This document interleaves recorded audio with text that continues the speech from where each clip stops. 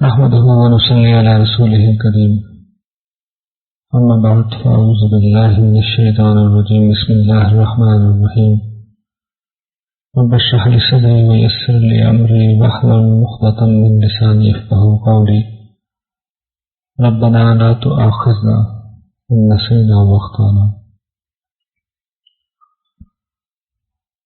محترم خواتین و حضرات، آج انشاءاللہ العزیز سورہ بنی اسرائیل کا مطالعہ ہم شروع کریں گے. یہ اور اس سے پچھلی سورت سورہ نحل دونوں مل کر اصل میں یہ بات بیان کر رہی ہے کہ رسولوں کی اصل اور بنیادی دعوت توحید ہوتی ہے. پچھلی سورت میں ہم نے دیکھا تھا کہ توحید کے اوپر اللہ تعالیٰ نے تفصیل کے ساتھ دلائل دیے تھے، اور اس کے ساتھ ساتھ آخر میں قریش کے ساتھ گفتگو کرتے ہوئے یہودیوں کو بھی مخاطب کر لیا تھا. ان کی بعض بدعتوں کی طرف توجہ دلا کے بتایا تھا کہ جو کچھ احکام ان کے حوالے سے دنیا میں معروف ہیں اب ان کے منسوخ ہونے کا وقت آ گیا ہے، اور اس میں ایک مثال کھانے پینے کے احکام کے حوالے سے تھی. اب سورہ بنی اسرائیل میں گفتگو کا آغاز وہیں سے کیا گیا ہے جہاں سے چھوڑا گیا تھا، یعنی یہود کی طرف سے، اور اس صورت میں قریش اور بنی اسرائیل کو دونوں کو یہ بتایا جا رہا ہے کہ یہ نبی آخر الزماں آ گئے ہیں. رسول اللہ صلی اللہ علیہ وسلم کی موجودگی اور ان کے پاس آنا ان کے لیے ایک آخری موقع ہے. وہ اس دعوت کو قبول کریں نہ کریں، یہ اللہ تعالیٰ کا مشن ہے، توحید کا مشن ہے، اور اس کے پیروکاروں کو ہر حال میں غالب آنا ہے.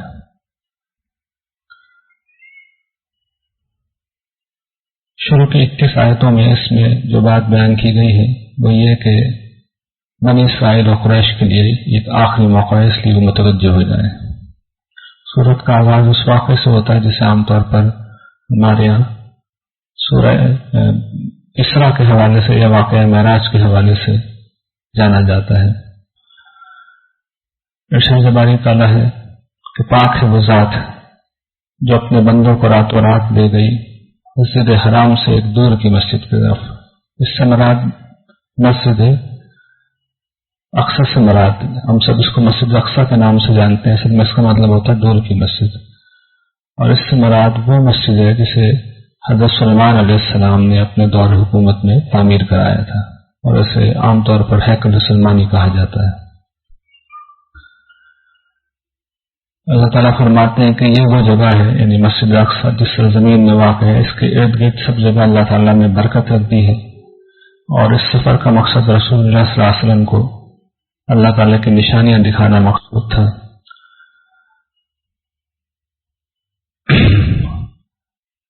میں یہ چاہتا ہوں کہ اب جو چیز سامنے اس کے بعد اللہ تعالیٰ فرما رہا ہے اس کا تھوڑا سا پس منظر آپ لوگوں کے لیے واضح کر دوں.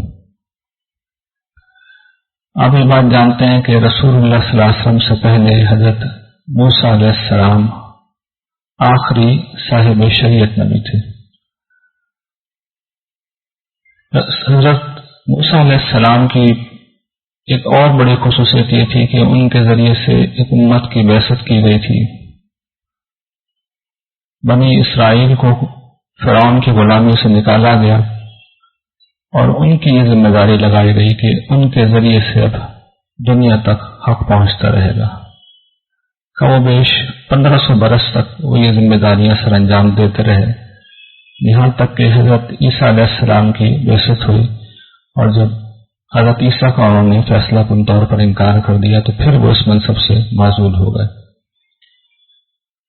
اس کے بعد تقریباً 500 برس کے بعد رسول اللہ صلی اللہ علیہ وسلم کی بعثت ہوئی ہے، اور یہ گویا کہ ان کے لیے بھی ایک آخری سنہری موقع تھا کہ جو غلطی ان سے حضرت عیسیٰ کے معاملے میں ہو چکی ہے اس کی وہ تلافی کر لیں. چنانچہ رسول اللہ صلی اللہ علیہ وسلم کی بعثت کے موقع پر ایک طرف تو یہود تھے جو دنیا میں اس حیثیت سے معروف تھے، مانے جاتے تھے کہ وہ حاملین شریعت ہیں اور حاملین کتاب ہیں. دوسری طرف خود رسول اللہ صلی اللہ علیہ وسلم کی بعثت جس قوم کی طرف ہوئی تھی، یعنی بنی اسماعیل کی طرف، حضرت ابراہیم کی جو دوسری نسل تھی، ان کے بڑے صاحبزادے حضرت اسماعیل سے ان کے 12 صاحبزادوں سے یہ قوم پیدا ہوئی. یہ لوگ خانہ کعبہ کے متولی تھے. تو ایک طرف وہ گروہ ہے جو خانہ کعبہ کا متولی ہے مسجد حرام کا، دوسری طرف وہ گروہ ہے جو اپنے آپ کو بیت المقدس یا مسجد اقصیٰ کا نام لیوا کہتا ہے. دونوں کے لیے ایک آخری موقع اللہ تعالیٰ نے عطا فرمایا. چنانچہ اللہ تعالیٰ نے رسول اللہ صلی اللہ علیہ وسلم کو یہ سفر کرایا ہجرت سے ذرا پہلے، تاکہ آپ کو بھی اندازہ ہو جائے کہ اب وہ جو صورتحال 13 برسوں سے مکے میں تھی اب تبدیل ہونے والی ہے. ان دونوں عظیم اللہ تعالیٰ کے جو گھر ہیں، عظیم عمارتیں ہیں، ان کی متولیوں کو فارغ کیا جا رہا ہے. اب دنیا کی ہدایت اور رہنمائی کا منصب رسول اللہ صلی اللہ علیہ وسلم ان کے پیروکاروں کے ذریعے سے سر انجام پائے گا. اور دوسری طرف آپ کو اس بات کے لیے بھی تیار کرنا تھا کہ اب یہود سے بھی مکالمے کا وقت آ رہا ہے. چنانچہ سورت کے اگلے حصے میں جب اگلی آیات ہیں اس میں پہلے بنی اسرائیل کو ایڈریس کیا گیا ہے، اور ان کی تاریخ کے 2 اہم واقعات کو اللہ تعالیٰ یہاں پہ بیان کر رہے ہیں.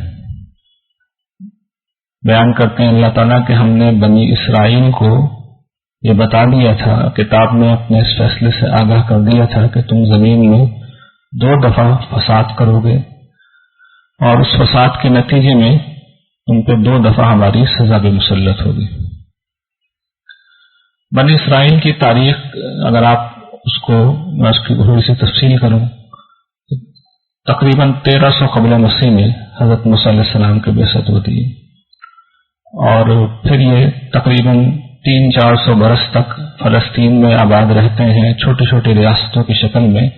اور اس کے بعد آپ کو یاد ہوگا کہ سورہ بقرہ میں ہم نے ایک جنگ کا تذکرہ پڑھا تھا جس میں بتایا گیا تھا کہ داؤد علیہ السلام نے جالوت کو قتل کر دیا تھا. طالوت اور جالوت کی فوجوں کے درمیان جنگ ہوئی تھی، اس میں داؤد علیہ السلام نے جو جالوت تھا جو کہ مشرکوں کا سردار تھا اسے قتل کر دیا تھا. یہاں سے بنی اسرائیل کی ایک عظیم سلطنت کا آغاز ہوتا ہے.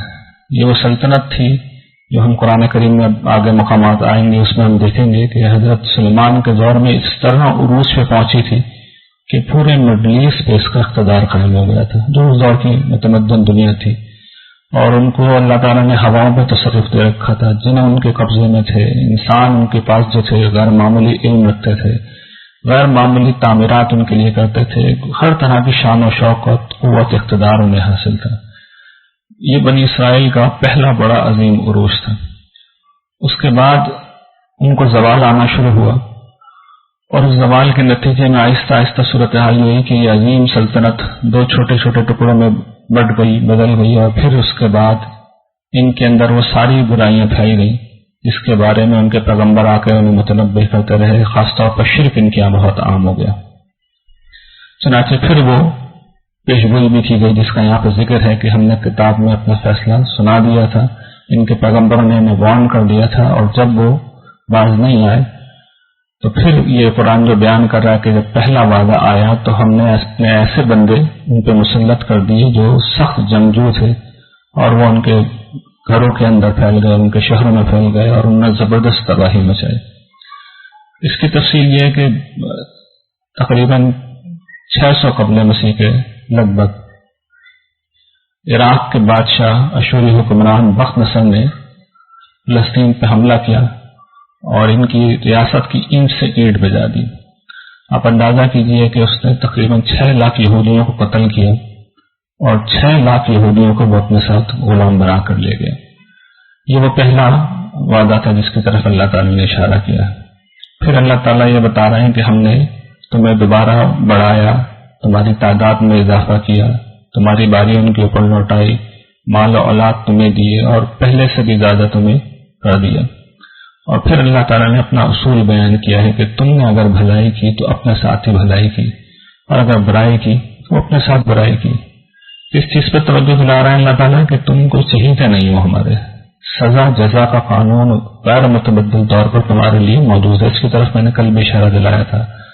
اور پھر دوسرے وعدے کا اللہ تعالیٰ ذکر کرتے ہیں. جب دوسرے وعدے کا پورا ہونے کا وقت آیا تو پھر یہی ہوا کہ دشمنوں نے حملہ کیا، اور اس کے نتیجے میں بیت المقدس جس طرح پہلی دفعہ ویران ہوا تھا پھر ویران ہو گیا. ایک دن کے اندر ہی کہا جاتا ہے کہ 1.5 لاکھ کے قریب یہودی مارے گئے. جو باقی بچے ان کو پوری دنیا میں منتشر کر دیا گیا، یروشلم کی اینٹ سے اینٹ بجا دی گئی، اور بمشکل ایک دیوار کے، جو اب دیوار گریا کے نام سے ابھی بھی موجود ہے اور یہودی اس سے سر ٹکا کے روتے ہیں، کوئی چیز بھی باقی نہیں رہی۔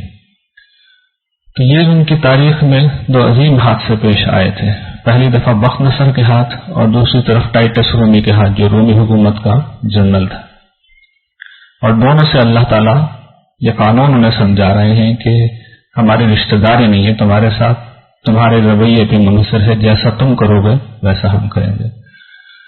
میں یہ چاہتا ہوں تھوڑی سی ایک اور چیز کی طرف میں توجہ دلا دوں۔ ہماری ایک بہن نے مجھ سے سوال یہ کیا تھا کہ مسلمانوں کی بحالی اور مسلمانوں کے زوال کے کیا اسباب ہیں، کبھی اس پہ بھی میں روشنی ڈالوں۔ ظاہر ہے کہ قرآن کریم کی یہ گفتگو ہو رہی ہے، اس موضوع سے میں ہٹ نہیں سکتا، لیکن یہ وہ آئینہ ہے جس میں ہم اپنی شکل دیکھ سکتے ہیں۔ رشتہ داری جس طرح یہودیوں کے ساتھ اللہ تعالیٰ کی نہیں ہے، ہمارے ساتھ بھی نہیں ہے۔ اور رسول اللہ صلی اللہ علیہ وسلم کی اگر ایک حدیث کا مفہوم میں بیان کروں، جس میں آپ نے فرمایا کہ تم بنی اسرائیل کی اس طرح پیروی کرو گے جس طریقے سے ایک جوتی دوسری طرح کا نال ایک جوتی دوسری جوتی کے مشابہ ہوتی ہے، اسی طریقے سے تم بنی اسرائیل کے نقش قدم پہ چلو گے۔ تو سے دیکھ لیے کہ ہماری تاریخ میں بھی دو ایسے مواقع آئے ہیں جب ہمارے ساتھ بھی یہی کچھ ہوا۔ ایک دفعہ تاتاریوں کے ہاتھوں پوری اسلامی سلطنت برباد ہو گئی، بلا مبالغہ لاکھوں بلکہ شاید کروڑوں لوگ مارے گئے، بغداد کی آپ کی حکومت ختم ہوئی، پورا آپ کا یہ جو سینٹرل ایشیا کا علاقہ ہے، ایران کا علاقہ ہے، پورا عالم اسلام برباد ہو گیا۔ اور دوسری دفعہ یہی سب کچھ اہل مغرب کے ہاتھ ہوا۔ ہم اسے دوسروں کی سازش قرار دیتے ہیں، لیکن آپ غور کیجیے اللہ تعالیٰ کے اپنے الفاظ کیا ہیں۔ وہ سزا دینے کے لیے لفظ کا استعمال کرتے ہیں، عباد لنا، ہم نے اپنے بندے مسلط کیے اور یہ سزا دینے آئے تھے۔ تو اصل میں یہ ان کے جرائم تھے جس کی سزا ملی، اور اگر ہم اس حال میں ہیں تو ہمارے جرائم ہیں۔ ان کے جرائم جو تھے وہی کم و بیش ہمارے جرائم ہیں۔ بائبل کی آپ تاریخ کا مطالعہ کریں اور قرآن کریم کے اس مقام پر کم و بیش تمام اہم مفسرین نے بائبل کے وہ سارے حوالے نقل کر دیے۔ 3 مرض نمایاں کے سامنے آتے ہیں جو اس وقت یہودیوں میں موجود تھے، ہمیں دیکھ لینا چاہیے ہمارے اندر بھی ہیں یا نہیں ہے۔ پہلا یہ تھا کہ ان میں شرک پھیل گیا تھا، پہلی چیز۔ دوسری چیز یہ کہ یہودیوں نے دین کی اصل اور بنیادی تعلیم کو چھوڑ کے جو ایمان و اخلاق کی تعلیم تھی، چھوٹی چھوٹی غیر اہم باتوں کو اصل دین بنا دیا تھا، اور اس کے لیے وہ لڑنے مرنے کے لیے تیار تھے۔ چنانچہ جب سیدنا عیسیٰ علیہ السلام کی ان کی طرف بحثت ہوتی ہے تو وہ انہیں کہہ کے توجہ دلاتے ہیں کہ تم مچھروں کو چھانتے ہو اور اونٹوں کو نگل جاتے ہو، یعنی چھوٹی چھوٹی چیزیں، آٹے کی چھلنی ہوتی ہے نا، چھوٹی چھوٹی چیزیں چھان رہے ہیں، ہمارے تقوی میں کہیں اس کی آمیزش نہ ہو جائے، لیکن اونٹ جیسی چیز اس کو دیکھنے کے لیے انسان اندھا ہو جاتا ہے۔ تو دین کی تعلیم کے معاملے میں جو شفٹ آف ایمفیسس ہے، اہم چیزوں کو کم اہم بنا دینا اور کم اہم کو بہت اہم بنا دینا، ہمیں دیکھنا چاہیے کہ ہمارے یہاں یہ ہے یا نہیں۔ اور میں اس پہ بھی توجہ دلاؤں گا کہ قرآن کریم کے وہ سارے مقامات اب ایک ایک کر کے زیر بحث آئے رہے ہیں، اس صورت میں بھی اب آئیں گے وہ، جس میں اللہ تعالیٰ یہ بتاتے ہیں کہ انہیں کیا چاہیے اپنے بندوں سے، وہ کون سے اعمال ہیں جو ان کے لیے بنیادی حیثیت رکھتے ہیں۔ تو آپ پہ حیرت انگیز انکشاف یہ ہوگا کہ ہماری سوسائٹی میں وہ موضوع بحث نہیں ہے، ان کی کوئی اہمیت نہیں ہے۔ ہمارے یہاں خاص طور پہ جب لوگ مذہب کی بات کرنے اٹھتے ہیں تو کوئی دوسری چیز زیر بحث آ جاتی ہیں۔ تو ہمیں سوچنا چاہیے کہیں ہم بھی تو شفٹ آف ایمفیسس کے اسی مسئلے کا شکار نہیں ہوئے جس کا شکار یہودی ہوئے تھے۔ تیسرا جو مسئلہ بنی اسرائیل کا سامنے آتا ہے کہ دونوں مواقع پر ان کے پیغمبر نے انہیں بڑی سخت تنبیہ کی تھی اس بات پہ کہ دیکھو تمہارے ایمان میں خرابی آ گئی ہے، تمہارے اخلاق میں خرابی آ گئی ہے، تم اسے ٹھیک کرو، بجائے اس کے کہ تم نے اس وقت جو سیاسی محاذ کھول رکھے ہیں دنیا کی سپر پاورز کے خلاف، جن 2 حکومتوں نے ان کی پٹائی کی ہے، دونوں سپر پاورز تھی اپنے زمانے کی، آشوری بھی اور رومی بھی، دونوں کے خلاف انہوں نے بغاوت کی تھی، دونوں نے ان کے علاقوں پر قبضہ کر رکھا تھا، ان کے پیغمبر نہیں موجود تھے۔ آپ کبھی بائبل کی بک یرمیہ میں پڑھ لیجیے، جو آخری پیغمبر بخت نصر کے زمانے میں موجود تھے، جب انہوں نے وارن کیا ہے تو ان لوگوں نے کیا کیا، انہیں جیل میں ڈال دیا۔ وہ یہی سمجھا رہے تھے کہ تم اپنے رویے کو دیکھو، تم اپنے اخلاق کو ٹھیک کرو، تمہارے یہاں شرک پھیل رہا ہے، تم آپس میں ایک دوسرے کے ساتھ ظلم و زیادتی کا معاملہ کرو، بخت نصر کو اس وقت مت چھوڑو۔ مت جنگ کرو اس کے خلاف. ان لوگوں نے اس کو جیل میں ڈال دیا اور اس کے بعد بغاوت کی. اور جب بغاوت کی تو بختنصر آیا اور اس نے جو ان کا حشر کیا وہ بیان کر چکا ہوں کہ یروشلم کی اینٹ سے اینٹ بجا دی, شہر کو آگ لگا دی, 6 لاکھ کو مارا, 6 لاکھ کو پکڑ کے لے گیا. یہ کوئی معمولی تباہی نہیں ہوتی. دوسری دفعہ بھی یہی ہوا تھا. حضرت عیسیٰ نے بہت سمجھایا انہیں, لیکن یہ خود ان کی جان کے در پہ ہو گئے. تو ہم لوگوں کو بھی سوچنا چاہیے کہ کہیں ہم بھی تو اسی غلطی کے شکار نہیں ہو رہے کہ ہمارے ہاں ایمان و اخلاق کی ساری خرابیاں موجود ہیں اور ان کی اصلاح کرنے کے بجائے ہم نے دنیا کے سپر پاور سے اپنے علاقے چھڑانے کے لیے جنگ چھیڑ رکھی ہے. اگر ایسا ہے تو اللہ تعالیٰ نے تو اپنا فیصلہ سنا دیا ہے کہ جو مارنے آئے تھے اللہ تعالیٰ ان کو اپنے بندے کہہ رہے ہیں. اب صرف اس پہ غور کر لیں, شاید کسی اور چیز پہ اگر آپ کی توجہ نہ ہو کہ جو مارنے آئے تھے ان کو اللہ تعالیٰ کہہ رہے ہیں, اس لیے کہ وہ سزا دینے آئے تھے. پھر اللہ تعالیٰ فرماتے ہیں کہ اگر تم لوٹو گے, قریب ہے کہ ہم تم پہ رحم کریں, اگر تم لوٹو گے تو ہم بھی لوٹیں گے. یعنی تم نے اگر ہم نے اپنا رسول بھیج کے تمہیں ایک موقع دے دیا ہے اور امید ہے کہ تمہارا رب تم پر رحمت کا معاملہ کرے گا, لیکن اگر تم اپنی سرکشی کی روش کو اختیار کرو گے تو پھر ہم بھی وہی کچھ کریں گے جو اس سے پہلے کرتے آئے. کوئی رشتہ داری نہیں ہے تمہارے ساتھ. اور اس وقت تمہارے پاس کیا نعمت آ گئی ہے؟ قرآن مجید کی نعمت ہے جو بہترین چیز کی طرف رہنمائی کرتا ہے. اس کے بعد اب میں چاہتا ہوں کہ اس تعلیم کی تھوڑی سی تفصیل کر دوں جو اس صورت میں اللہ تعالیٰ زیر بحث کیا. یعنی اس کے بعد کچھ اللہ تعالیٰ نے مشرکین کو تنبیہ کی تھی, اس پہ چونکہ ہم پچھلے مجالس میں بات کر چکے ہیں اس لیے تفصیل اس کی میں نہیں کر رہا. میں چاہ رہا ہوں زیادہ اہم یہ چیز ہے کہ اللہ تعالیٰ خود بیان کر رہے ہیں کہ مجھے کیا چاہیے. تو وہ کہتے ہیں کہ دیکھو اللہ کے ساتھ کسی کو معبود مت بنانا ورنہ تم مذمت زدہ اور ذلیل ہو کر اٹھائے جاؤ گے قیامت کے دن. اور تمہارے رب نے فیصلہ کر دیا ہے کہ اس کے سوا کسی کی عبادت نہ کرو. اب آپ یہ غور کیجیے کہ کیا ہم دل و جان سے, اور جو حضرت عیسیٰ علیہ السلام کے الفاظ ہیں کہ تو خداوند اپنے خدا سے اپنے سارے دل, ساری جان, ساری روح کے ساتھ محبت رکھ, وہی ہم کرتے ہیں کہ تنہا اسی کی عبادت کرتے ہیں, اسی سے مدد مانگتے ہیں, اسی کے لیے جیتے اسی کے لیے مرتے ہیں. ایسا ہے تو بہت اچھی بات ہے, اور نہیں کرتے تو پھر سوچنا چاہیے. اس کے سوا کسی کی عبادت نہ کرو اور پھر اپنے والدین کے ساتھ حسن سلوک کرو. دیکھو ان دونوں میں سے کوئی ایک یا دونوں تمہارے پاس بڑھاپے کی حالت میں پہنچ جائیں تو ان سے اف کر کے بات نہ کرنا. گفتگو نہیں ہوتا نا, آدمی محسوس ہوتا ہے یہ تو بوڑھے والدین ہیں, کچھ مزاج بھی آدمی کا ایسا ہو جاتا ہے بڑھاپے میں, تو جوان اولاد کا خون گرم ہوتا ہے, وہ جھڑک دیتی ہے. تو اللہ تعالیٰ کہہ رہے ہیں جھڑکنا تو بہت دور کی بات ہے, اف کا لفظ بھی مت کہنا اور ان سے جھڑک کے معاملہ مت کرو اور ان کے ساتھ بڑی شرافت اور عزت کے ساتھ گفتگو کرو. اور دیکھو ان کے لیے شفقت کے بازو جھکائے رکھو. جس طرح مرغی ہوتی ہے نا, آپ دیکھا ہوگا بازو میں چوزوں کو سمیٹ لیتی ہے, تو جوان بچوں سے اللہ تعالیٰ ایکسپیکٹ کرتے ہیں کہ وہ والدین کے ساتھ یہ سلوک کریں گے بجائے اس کے کہ ان کو ذلیل کریں یا ان کے ساتھ سختی کا معاملہ کریں. اور اللہ تعالیٰ سے بھی دعا کرتے رہو, اس لیے کہ بہت سی چیزوں میں ہم کچھ کر ہی نہیں سکتے.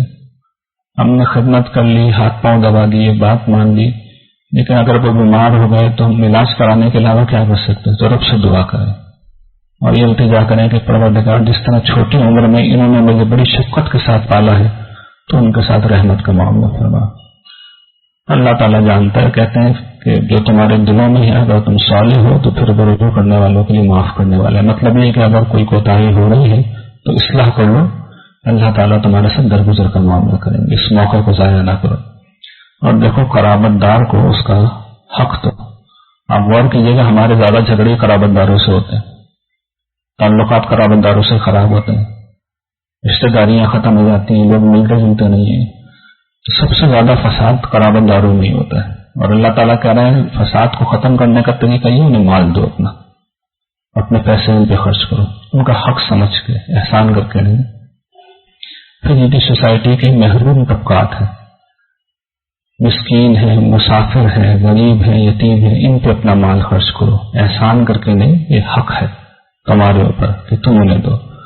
اور یہ جو تم پیسے ہوتے ہیں نا, پیسے لوگ کہتے ہیں پیسے ہی نہیں ہے, تو اللہ تعالیٰ بتا رہے ہیں تمہارے پاس پیسے تو بہت ہوتے ہیں, تم کرتے کیا ہو؟ تم اسراف کا راستہ اختیار کرتے ہو, تم فضول خرچی کرتے ہو. تو پیسے آپ کے پاس 100 روپے ہیں چاہیں تو آپ اس کو فضول کاموں میں اڑا دیں، چاہیں تو آپ اس کو ضرورت مندوں پہ خرچ کریں. تو اللہ تعالیٰ کہہ رہے ہیں انفاق تم اس وقت کرو گے جب تم فضول خرچی سے رکو گے. تو فضول خرچی نہ کرو. اور پھر بھی بتا رہے ہیں کہ فضول خرچ لوگ اصل میں شیطان کے بھائی ہوتے ہیں، اور شیطان اپنے رب کا بڑا ناشکرا تھا. اور پھر وہ کہہ رہے ہیں کہ کبھی ان ضرورت مندوں سے راز کرنے کا موقع بھی آ جائے، پیسے نہ بھی ہوں تو کم سے کم پیسے نہ دے سکو تو میٹھے لہجے میں ہی بات کر لو، اچھی بات ہی کر لو. پھر وہ طریقہ بتا رہے ہیں کہ دیکھو اپنے ہاتھ گردن سے نہ باندھ لو، یعنی بخل نہ کرو، اور نہ بالکل کھلا چھوڑو کہ تم خود راندہ پریشان بدحال ہو کے بیٹھ جاؤ. اعتدال کے ساتھ زندگی گزارو. رزق تو اللہ دیتا ہے، کسی کو کم کسی کو زیادہ، سب کو جانتا ہے وہ، لیکن وہ طریقہ بتا رہا ہے انفاق کرنے کے لیے ان طریقوں پہ عمل کرنا ضروری ہے، ورنہ آپ کے پاس کبھی پیسے نہیں ہوں گے کہ آپ انفاق کریں. مہینے کے آخری تاریخ میں آپ خود مقروض ہوں گے. پھر وہ کہتے ہیں کہ توکل کی زندگی گزارو. اس کا ایک اس زمانے میں طریقہ یہ تھا کہ لوگ اپنی اولاد کو مفلسی کے ڈر سے قتل کر دیتے تھے. تو اللہ تعالیٰ نے اس پر توجہ دلائی، ہم رزق دینے والے ہیں، تو مفلسی کے خوف سے انہیں قتل نہ کرو. ان کا قتل ایک بڑا گناہ ہے. اور دیکھو زنا کے قریب بھی مت جانا. یہ نہیں کہ زنا نہ کرنا، آپ غور کیجئے کیا رہے ہیں، قریب بھی مت جانا، یعنی ان راستوں کی طرف بھی مت جانا جو زنا کی طرف لے جاتے ہیں. اس لیے کہ یہ بےہودہ کام ہے، بے حیائی کا کام ہے، اور بدترین راستہ ہے. اور کسی جان کو ہلاک مت کرنا جسے اللہ نے حرام قرار دے دیا ہے، سوائے اس کے کہ جو اللہ تعالیٰ نے قانون بتا دیا ہے. اور پھر وہ بتاتے ہیں کہ قصاص کا ایک قانون ہے، اس پر ہم تفصیل کے ساتھ بحث کر چکے ہیں.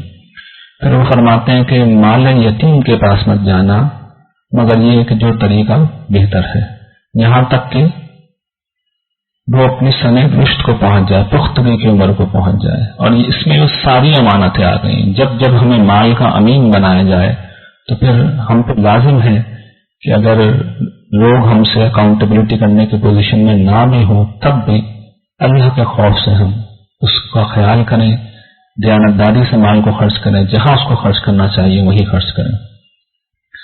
اور پھر اپنے عہد کو پورا کرو. عہد کے بارے میں اللہ تعالیٰ کہتے ہیں کہ ہر عہد کے بارے میں اللہ تعالیٰ خود پرسش کریں گے. عہد کی پاسداری کرو.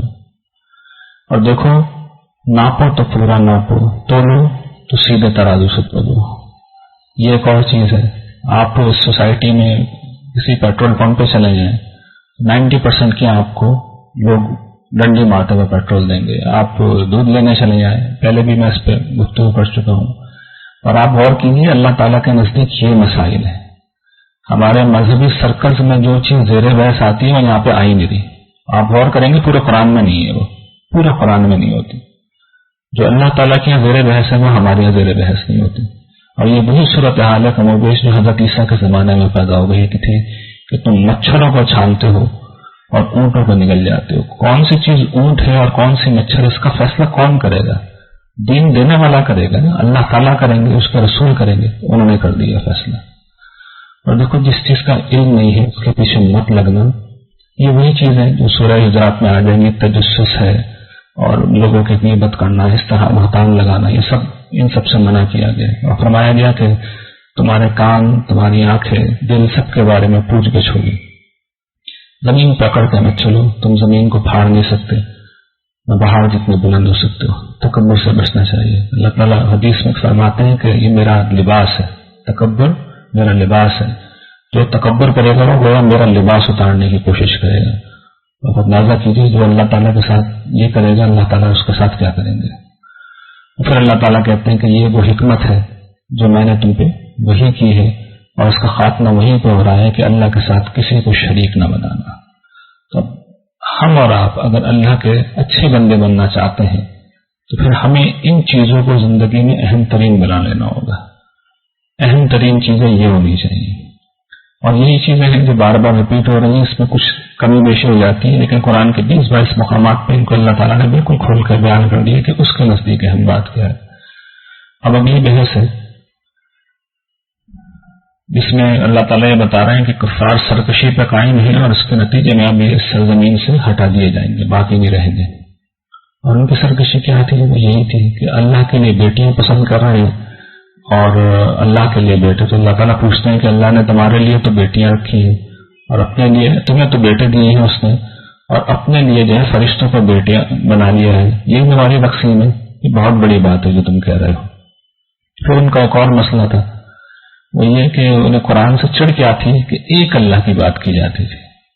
تو کہتے ہیں کہ جب تنہا اللہ کا ذکر قرآن میں ہوتا ہے تو وہ پیٹ پھیر کے نفرت کے مارے چل دیتے ہیں۔ آج بھی ہمارے یہاں مسئلہ ہے کہ آپ صرف اللہ کا نام لیں تو لٹرلی میں عرض کرتا ہوں لوگ نفرت سے پیٹ پھیر کے چل دیتے ہیں۔ نشانیاں مانگتے تھے، اس کا بھی جواب اللہ تعالیٰ نے دے دیا کہ ہمیں کسی چیز میں نہیں ہوگا نشانیاں بھیجنے سے، مگر یہ کہ ہم پہلے بھی نشانیاں بھیج چکے ہیں لیکن لوگوں نے نہیں مانا۔ دیکھو ہم نے سمود کو، ان کا ذکر ہم پڑھیں گے تفصیل سے، ووٹ نہیں دی، بالکل روشن نشانی تھی، مگر انہوں نے اس کے ساتھ ظلم کیا، اسے قتل کر دیا تھا۔ تو ہم اس لیے نشانیاں نہیں دے رہے کہ نشانی آ گئی، تم نے تو ماننا نہیں، اس کے بعد عذاب آ جائے گا لازماً، اور پھر پوری بستی ماری جائے گی، اور یہ اللہ کو منظور نہ تھا۔ اور پھر اللہ تعالیٰ یہ اس میں فیصلہ کن وارننگ دے رہے ہیں کہ یہ نبی، اب یہ لوگ تمہیں تمہارے قدم اکھاڑنے کے اس سرزمین سے درپے ہو چکے ہیں تاکہ تمہیں یہاں سے نکال دیں۔